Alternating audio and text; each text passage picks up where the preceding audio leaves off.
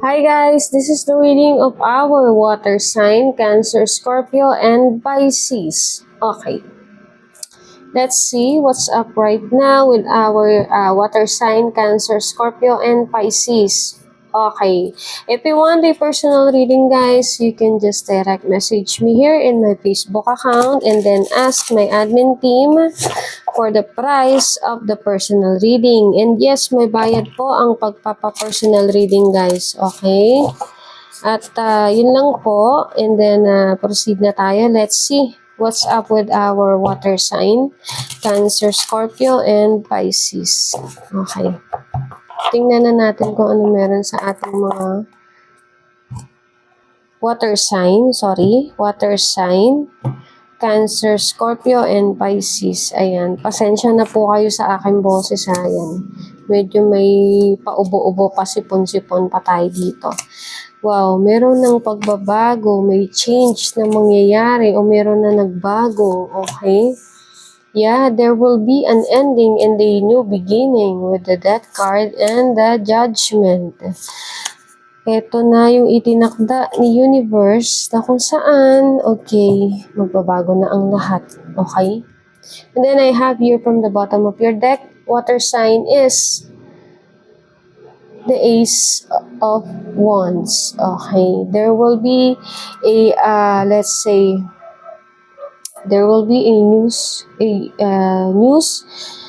start, fresh new start, fresh new beginning. Okay, kasi meron ngang magtatapos. Okay, with the Death card and the Judgment and the Chariot. Okay, will be a badass start. Wow. Ang ganda. Maganda talaga itong magiging simula na to. Yeah. I have here the High Priestess. Something will be revealed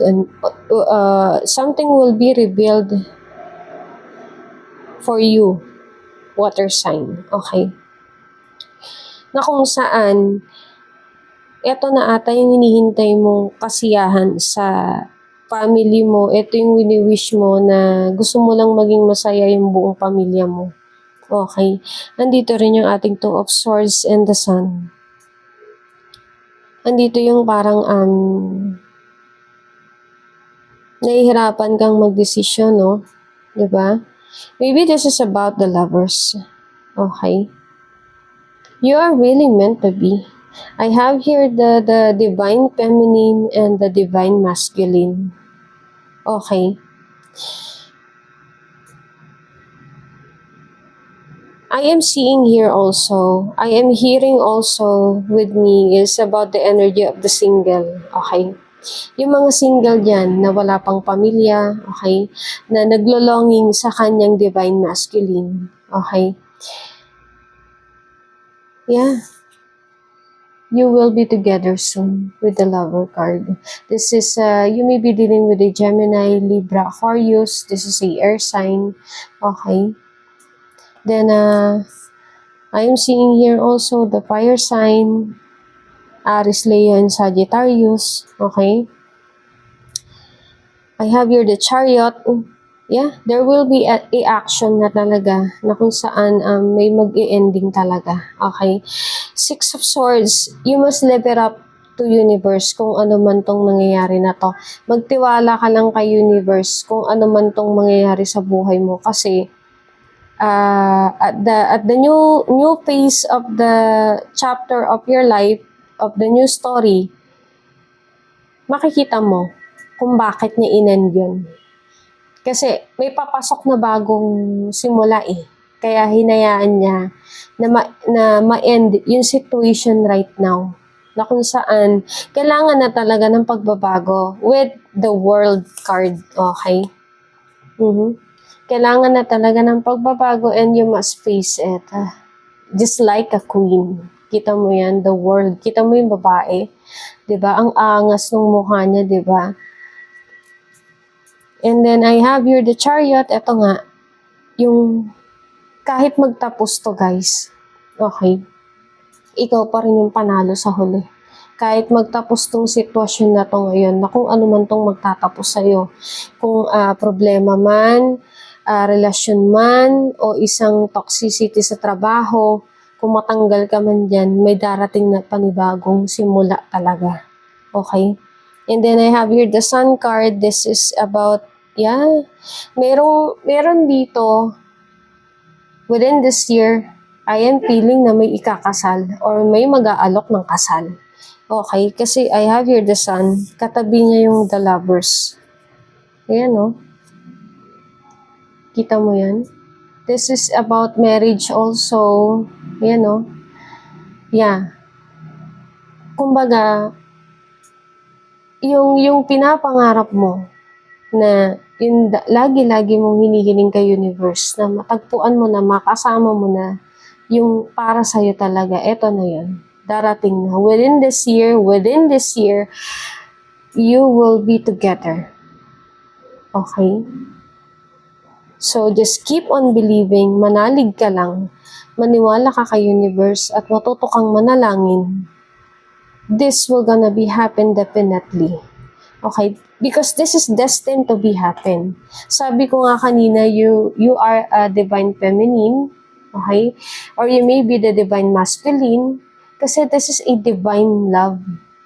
This is the Lovers. This is a card of the Gemini. Okay? This is the air sign. Huh? You're really meant to be together. Okay? Kumbaga, kayo talaga, no matter what happened, you will be together at the end, until the end. Okay? And then I have here the High Priestess, na kung saan, meron ka ring napapind out din sa sarili mo ng mga weird things, na kung saan parang gusto mong i-study. Okay? Kita mo ba yan? Ayun, no? Parang gusto mong i-study itong bagay na to. Kasi parang may mga nararamdaman ka na weird things before na mga nangyayari sa'yo, especially in dreams, okay? Especially in your surroundings, okay? I have a feeling here that you might be having a third eye. Okay, you may be somewhere else na na-awakening kasi kita mo to, divine to eh. Okay? Kumbaga, mapupulfill mo na yung pakaramdam. Malalaman mo na pag nag-awaken ka, Cancer, Scorpio, and Pisces.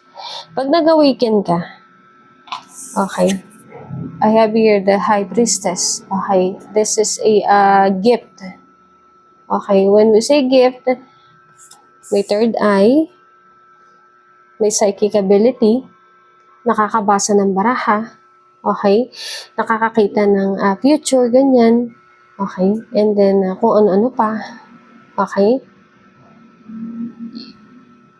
Kapag na-awaken to, okay, makikilala mo na, ma-define mo kung sino itong para sa'yo talaga. Okay? Because this is a challenge. Kasi you will be together. You will have a family. Okay? Naka-meant to be talaga kayo. Andito lang kasi yung hindi ka pa makapag-decide. Kasi para ka nawiwirdohan sa mga nangyayari. Okay? Parang nalilito ka, ano ba itong nangyayari? Ano ba to? Normal ba to? Diba? Andito yun eh. Ha? Anyway guys, yun lang po at just leave it to universe. Ang aking payo. Hayaan mo si universe lahat to. Okay? At kapag kasi siya, hinayaan mo siyang gumalaw para sa'yo. Yung para sa'yo, ibibigay niya para sa'yo. Okay? Paulit-ulit ako, no? Para sa'yo, ibibigay niya para sa'yo. Kasi para sa'yo yun. Kaya hayaan mo si universe na mag-decide para sa'yo.